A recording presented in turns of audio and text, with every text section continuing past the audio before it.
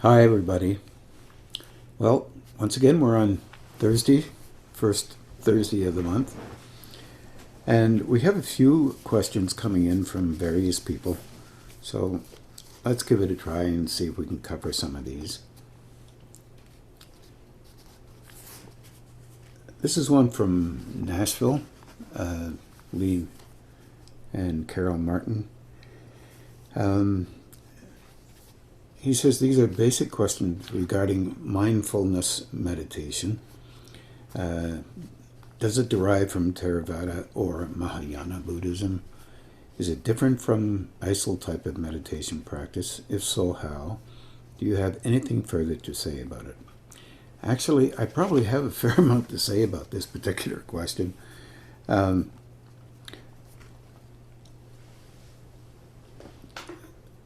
There's something that really basically is at the root of this mindfulness meditation.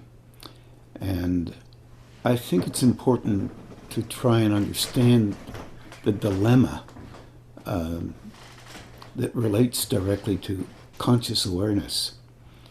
The idea about mindfulness is really acutely involved with paying attention.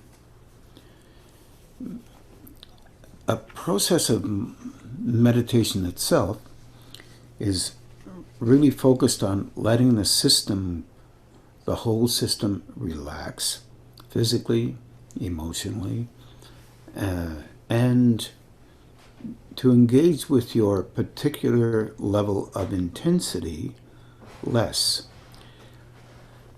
Unfortunately, what actually happens is complicated.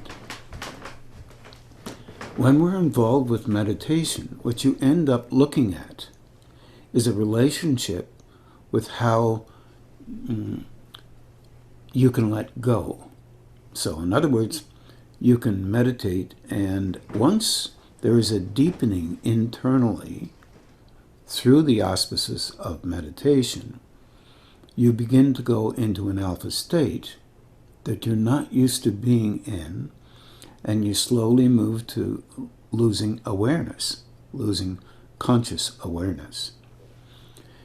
And then you're subject to dreaming, basically the unconscious coming up and being a part of your relationship with what all of us call meditation.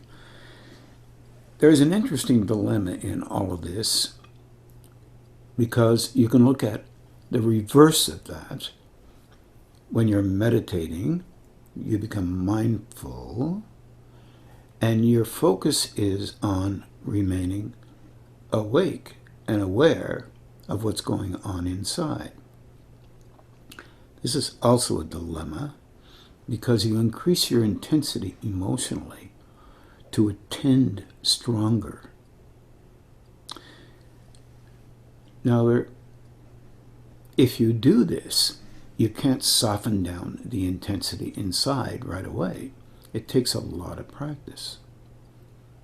That practicing is important, but at the same time, since most of our personalities are focused on being valued because we do something, or we express ourselves in a manner that relates directly to being capable at something, what we do is we bring forth a kind of self-importance about the idea of being conscious in our meditation. At the same time, if we know that that can happen, we can begin to soften down that importance, but we're not used to doing that. We're used to being valued because 15 or 20 dots after that, you fill it in. And it's something that many people get caught up in, especially with respect to doing anything that is tabulated as spiritual. I'm sorry, but that's how it works. We are not trained to notice that that is occurring. Being mindful is a training towards noticing that that is occurring. Then moving internally to soften this down. One of the tricks in doing this often is using a mantra. The mantra is engaged with the importance of you using a mantra. Then there is an internal mental structure that begins to broaden out so that you can begin to notice that you're doing your mantra, and at the same time you're watching yourself. You begin to learn how to watch yourself doing the mantra, and then you begin to question, why are you doing that mantra?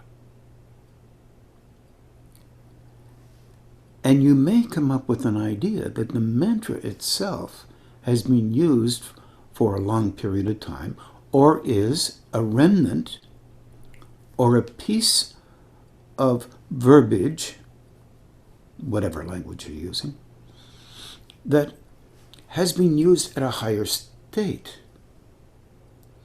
And then you begin to realize, ever so slowly, little by little, that's ever so slowly, I guess, that you are building an arc or a link between the state, the vibration of the mantra, and the vibration of how you normally engage in life.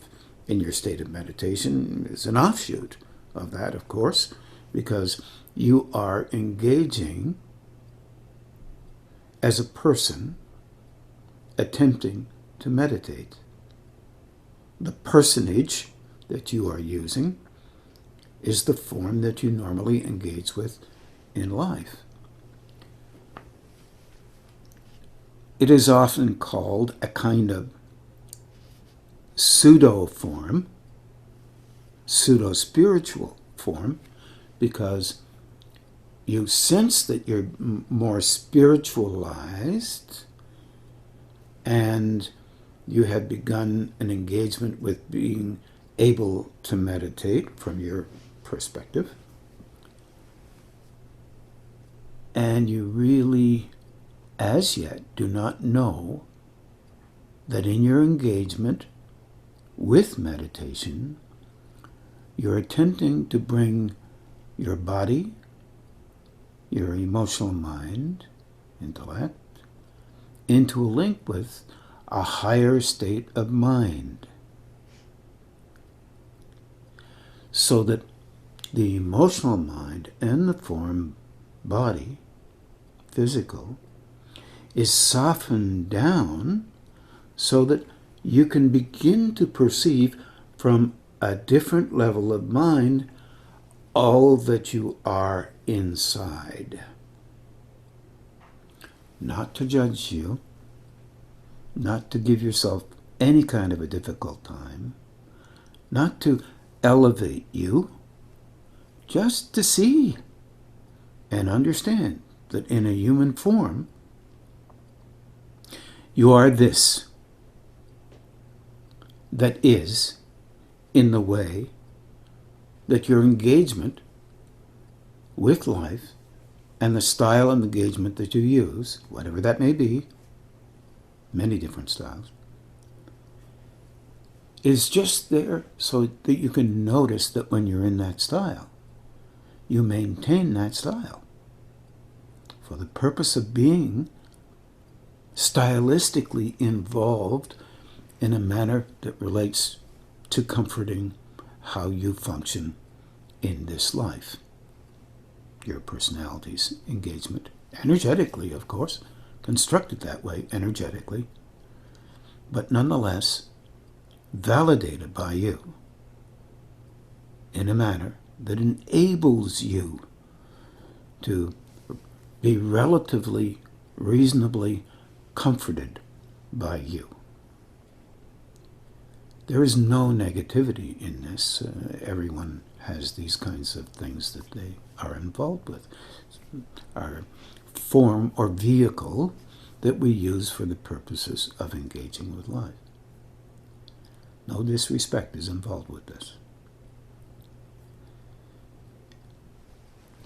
As we become involved with considering that we're spiritual, we come face to face with adjusting the stylistic way of engaging with life to call it relatively spiritual. And we do this because,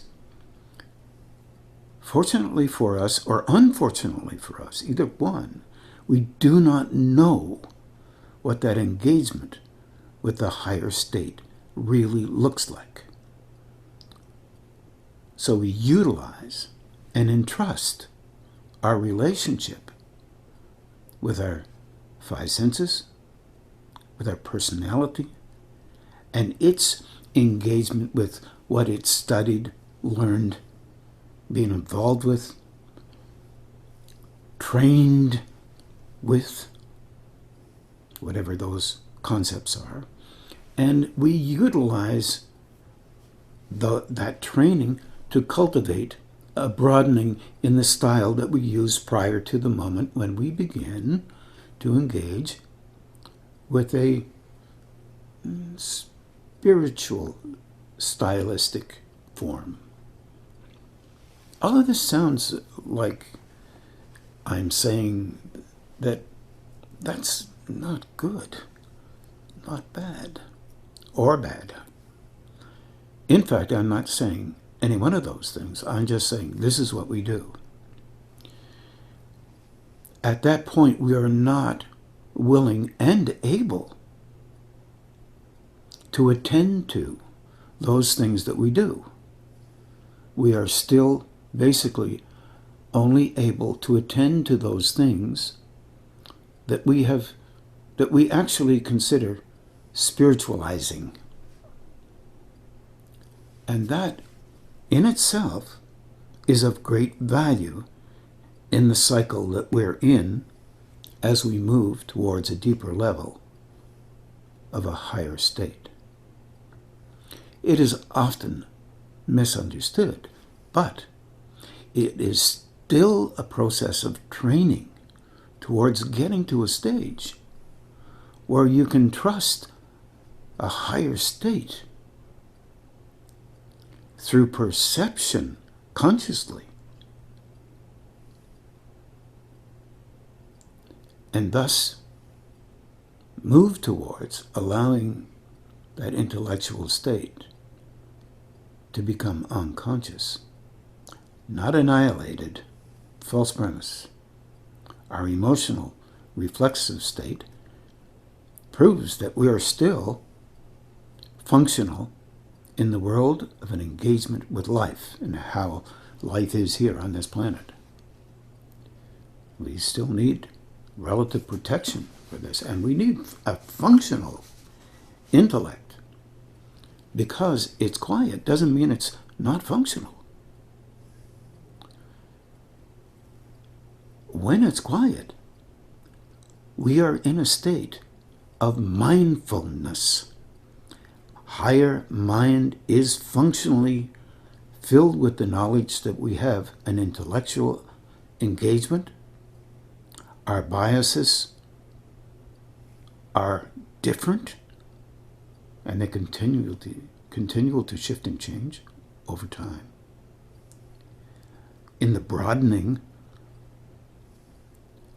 of a mind-filled state of quiet, so that higher states can engage with in this thing called head.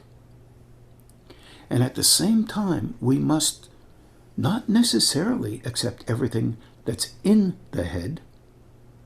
So reflexively, intellectually, as well, asking questions about the possibility that what we perceive within the mind is affected by our previous way of engaging with our personality training, and at the same time recognize that the influences of whatever we study are severely involved. In a sense, they cut into and shift the personal in a kind of a manner that slightly broadens out the previous personal, and we're affected then by what we have read, what we have seen, what we have learned, what we engage with in terms of others, as well as ourselves. If you're a thinking person, you would truly want to ask questions about where is next, what is next, why is next, this way, that way. And at the same time realize that our particular engagement with those questions is a sincere movement of mind into a state that will fold back within our head and bring towards us alternate understanding, perhaps. We must be cognizant, mindful of that which we are not ready to accept. Because we still, even at those stages, have a reflex to assess whatever we think in terms of right or wrong based on what we've already considered viable through our learning of how others have engaged with spiritual development, and what is validated by others simply because they've read the same material. This is very difficult. To be truly mindful is ancient. This goes back, as you probably realize, into the engagement that the sages of old India and perhaps old China may have had when they sat around a kind of campfire talking about how they could help others through the Upanishads, for example, which are very ancient.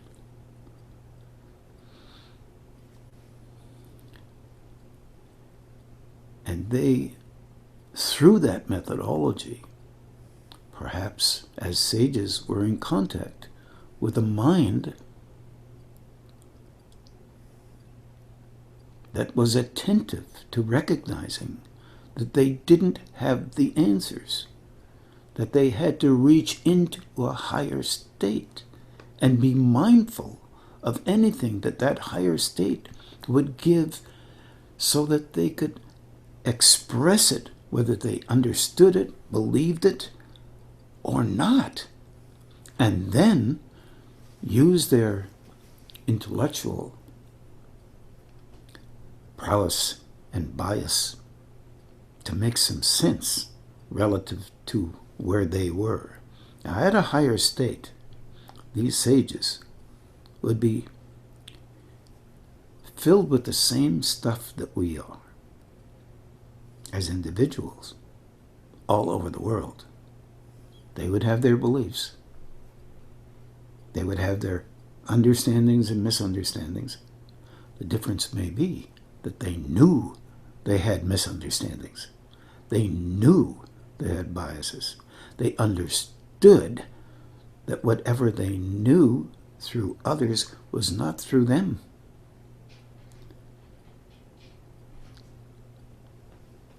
And they knew how difficult it was to be truly mindful, which meant their intellectual engagement with how they function was literally quiet.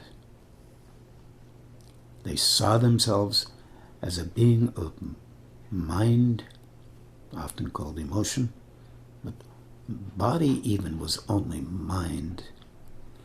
How we perceive, how we understand, how we see in relationship to the existence of another. We look in the mirror and we see the thing we see. That is a form. It is a form here that we can relate to because of our engagement with how we function and how we can perceive. That is us. But we are energy. And we go through all kinds of growing engagements. To go past the extension of our five senses into a state where we are seeing beyond the form as an energetic form, still related to the personalizations that we love and hold dear to us. It's the only way we can function. We communicate through them. And then to have this so-called metaphysically sixth-sensing, intuitive perceiving through our eyes, our ears, our senses, period, and call it spiritual growth when it's just an extension of what we are. Yes, maybe it is. But then, in the scheme of things, we begin to understand that this is nothing but also personalization. We realize the importance of this personalization as a stage in relationship to our particular development as a human being and a movement towards higher states. Then you are asked internally to reach into a much higher state where those extrasensory rhythms are not as important anymore. And you perceive into a relationship with a deeper level. And you don't devalue anything anymore because you understand that the relationship that you now have is something beyond what you had before. You lose the clairvoyance. You lose a lot of this extrasensory perception because you suddenly realize that you were using it to exonerate the superiority of you as a personality. And that is still right here on this level. None of that is negative. It's just part of the cycles of an engagement with a higher state. Little bit by little bit. Mindfulness was always meant to engage. It was a state meant that meant you were engaged with another level of relationship. Relationship, very big word, with a higher state. You are fundamentally you. You understood you were a human being. You didn't lose that. You didn't become superior like the Greek gods or any of the other gods that battled fiercely for supremacy. But you acted it out and you caught yourself acting out in a superior manner because you were capable of something. You hadn't yet learned that you could see when that happened, understand that was just a reflex to defend the values that you hold dearly related to superiority of the personality. This is not considered from a higher state negative. It's just considered normal, a normal cycle. To become mindful means you begin to see it. You do not judge it. You begin to know what a human being at this level is like through the realization and the recognition of you as one of these creatures in this form.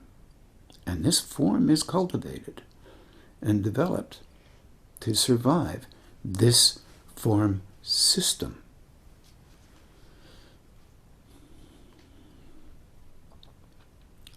Mindfulness has become redefined.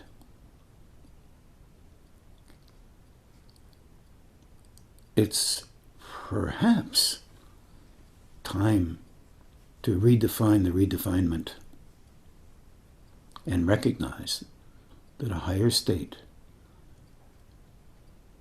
of the physical, mental construct and the nervous system can be shifted and recognized as a form through which you perceive the world, individuals in it, in a slightly different manner, as individuals continually engaging towards a purpose that fundamentally is a relationship with a higher state. Now, some people don't believe in soul, but you can perceive what I usually call the soul body is basically the chakras, the Sephiroth, fireballs of the Far East. And you can perceive these things and know, literally, that others are engaged with higher states.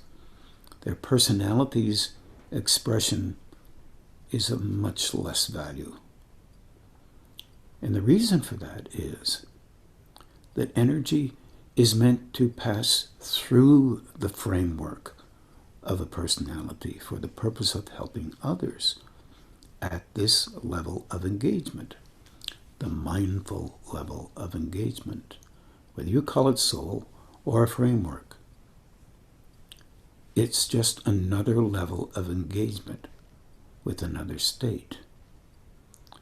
There are so many continual engagements with broadening states. And once you say that, our personalities effectively want to be competitive with, oh, well, she's at this state and I'm only at that state, or I'm at this state and she's only at that state. None of that is relevant.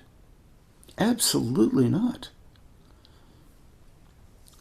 But it is relevant in the sense that you recognize, perhaps with a smile, my God, I'm still in that state from time to time, or maybe quite a bit at the time, and it's okay. The trick is knowing it, being consciously aware of the mind's engagement with, at least from time to time, the knowledge within to recognize the actual responses of your emotional disposition as a defensive system for the purpose of survival. The recognition of a physical form, as it is currently, so that it can be helpful in your survival. And you as a mental being, intellectual being, must function within the rules of this system's relationship with how one should be. In other words, you have to be smart, you have to be this, you have to be that, and you have to tell people, and so that you get them to believe, almost believe you, all of that stuff. At another level, the level of framework or soul, or whatever you want to call it, it's already known. You don't have to worry about that. Those at that level are not looking to get you to tell them about how able you are. They already know. Competition is not the same. There's basically recognition, consciously aware, consciously mindful of the existence of a being that you're with, whether you're doing this or sleeping or acting like an innocent or a fool makes no difference whatsoever.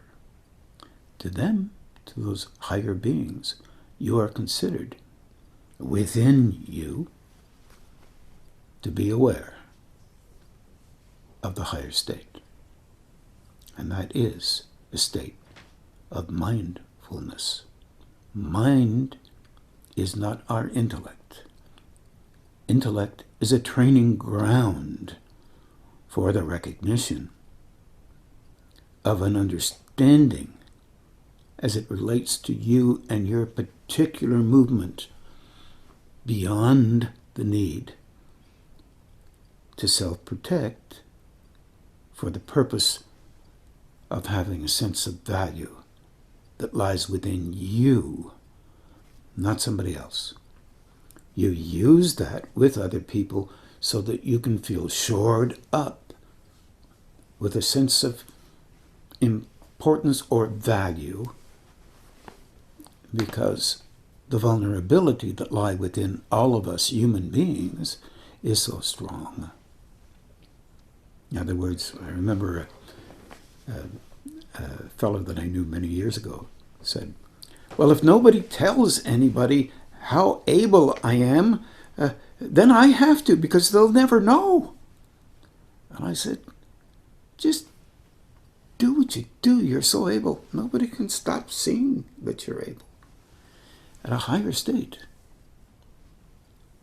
there's a quiet internally, not externally necessarily, but internally. And a kindness internally that is so profound. And it relates directly to an engagement with others to help them to become more able than they ever can on their own. This is through the auspices of energy transmission. These wonderful folks that are around the world from time to time. And you can't pick them out unless you have a little bit of conscious awareness. They may be unconsciously helping all others who are not able to be helpful. You know, when I look at that, I don't even agree with that last part myself. I think everybody is, in fact, able to be helpful. Because without that flow of energy within, you're not alive. You're not functional. So, functional in the sense of breathing, I mean. So everyone, to some degree, is helpful, no matter what level they're on. Consider this. If that's true, then we are helping where we are able without our knowledge. Fundamentally, we are not mindful or cognizant of that flow of energy that operates through us. The key in this is to begin to become more consciously aware of the energy operating through us. That leads to mindfulness. The first level of understanding of this is being consciously aware in a meditative state. It partners with being consciously aware of the energy in you in a normalized state while you're functioning literally in the world. You do not have to tell anybody about this. You're better off not to, because when you do, it stimulates your relationship with your personality's version of what is necessary to make you feel comforted by you. This is natural all over the world. And it's not negative. It's a part of an internalized version of growth. because internalized meaning most of the time unconscious, not conscious. I had a friend of mine who used to wear a certain suit when he went out to work because he wanted to have a good day, and a certain pen. And he had a good day because of the suit and the pen. He was in business. He felt much more confident that day. Now you might say, what a surface person that was. Absolutely not. He was conscious of the fact that he needed this shoring up because his job was very vulnerable. And he knew it. Credit where credit is deserved. Even though he was a vulnerable person, he did something to help himself. And he was consciously aware of it. And he laughed at it. At least he was okay with being okay that day. Would you be okay with being okay if you use an entirely different personality to engage with life? One that didn't suit the way you think you should be to functionally be recognized by others as an important person. Oh my, don't try that. Not tomorrow. But if you become consciously aware that you may do that from time to time, then you have shifted into a cycle of recognition. You are mindful of an engagement as an energetic form cultivated through experience, training, and you use it primarily 99% of the time. And you are aware that you do for that moment. You have broken through a wall. You're not disconnected from you. You have broken through for a moment or two of that positioning, broken through the positioning of what you need to be so that you can be linked up a little better with a higher state. You are vulnerable to a higher state link-up in that second. That is the most wonderful vulnerability you can ever relate to. There's no disrespect in being vulnerable. But it doesn't feel good. That's the time when you can use some energetic work and some dialogue with yourself, trying to be helpful to you. So even if you only said, easy, easy, you're okay, you're okay, you're okay. It's all right, you'll be fine. And then use what I would call energy. This thing over your chest. Talking to the higher level, if you can let yourself agree that there might be one. Almost every belief system has these higher level ideals or ideas. Pick one. Pick 10. Whatever works in that moment allows you to recognize that you have done something to help you because you didn't know what else to do.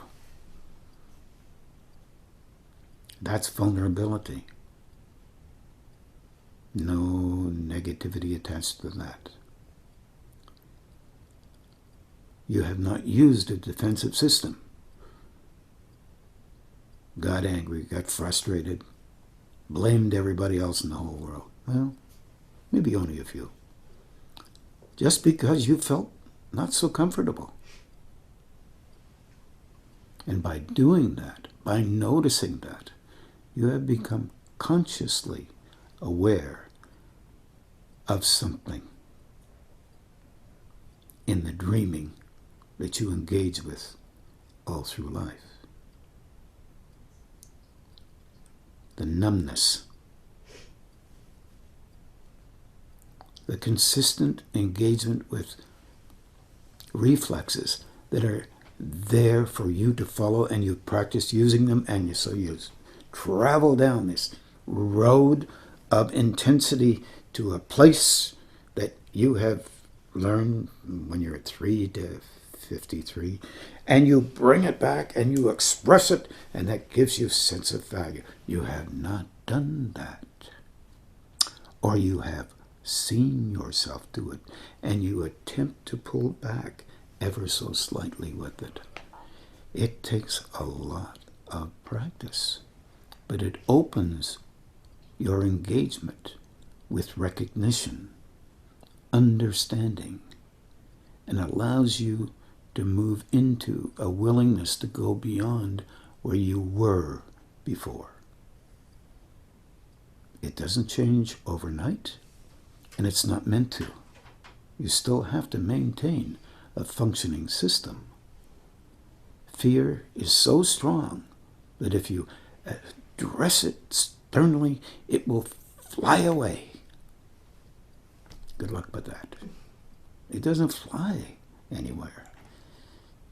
It's just one of those small highways that you've been using energetically. And it's linked up with many people on the planet, virtually everybody. So stimulation of anxiety across the planet affects you, and you affect it. Trying to keep that in mind is very interesting and a little bit weird based on the training that we've been involved with all our lives.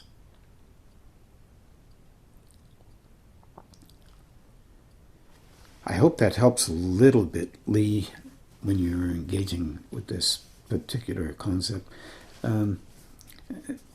Our type of meditation usually is focused through the chest, above the head, down between the eyebrows, a little north of there, and then focused out in front of your brow about 8 to 10 inches. That's a meditation orientation. And the reason why that's valuable is the turning on of the heart center by gentle focus, the crown center and the brow center, stimulates the throat center as well. And our critically important root-gonad combination helps us to have a personalized version of the value of us. That's necessary in our survival from our personality's point of view. But the stimulation of that throat center and the movement of energy up behind the neck and into higher states opens a system within us, opens a willingness to go beyond where we are. Learning is difficult at any age. It's much easier just to grab onto something. So if you grab onto something, use it until you don't need it. But no, you don't need it as much. If you've got 10,000 people grabbing onto the same thing, you won't want to leave those 10,000 people. Now, that's a real hard thing to think about. But here's another thing. As you grow, you will learn that there are others who have grown.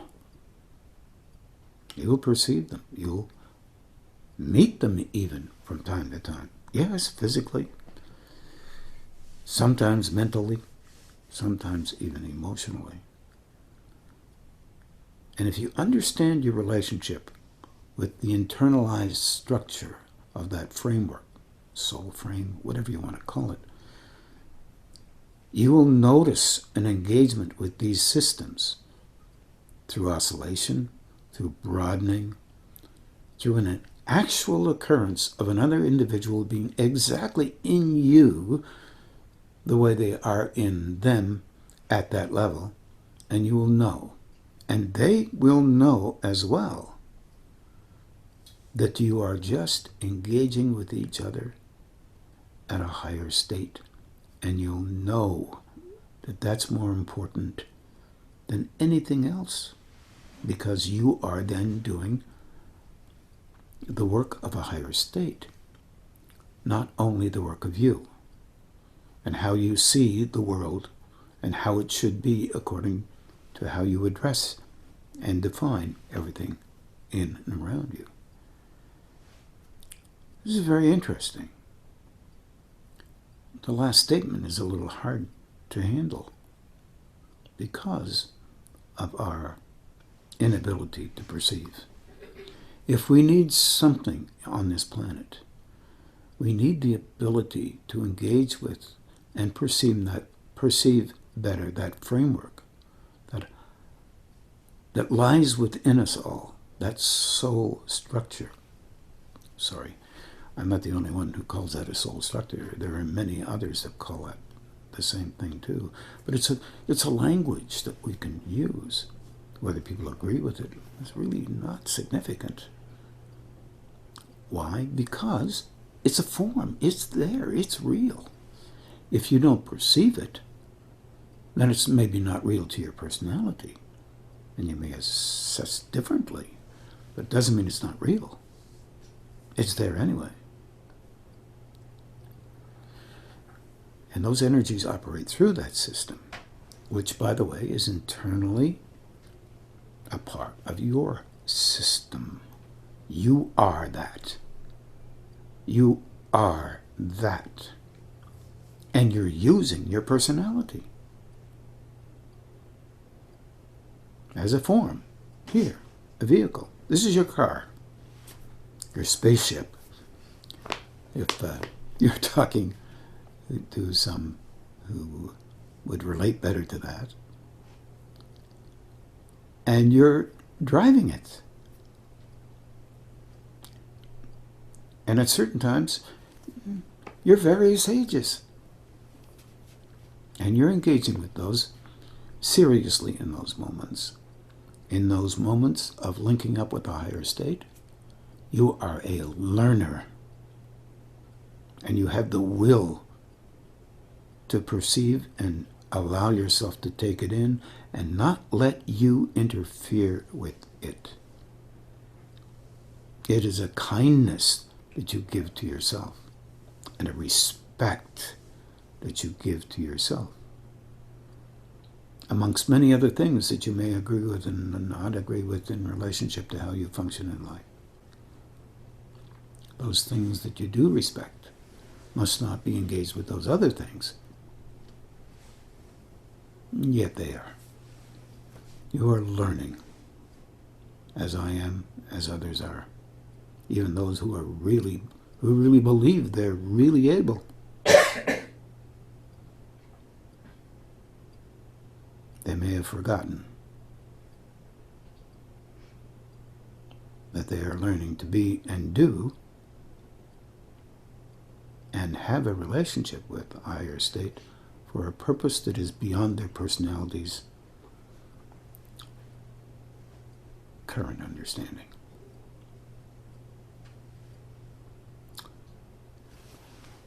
I spent a lot of time in this particular question. It deserves a lot more. It deserves more time. But the experience of this is valuable.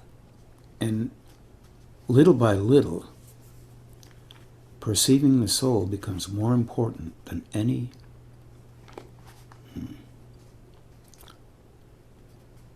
broader extensions of your personality's self-inflicted value. Self-engaging value. None of it's negative. It's all part of the cycling that goes on in our relationship with internal growth.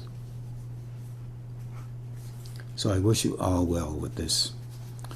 And I have many other questions, and I will do my best to answer them the next time. Good night, everyone.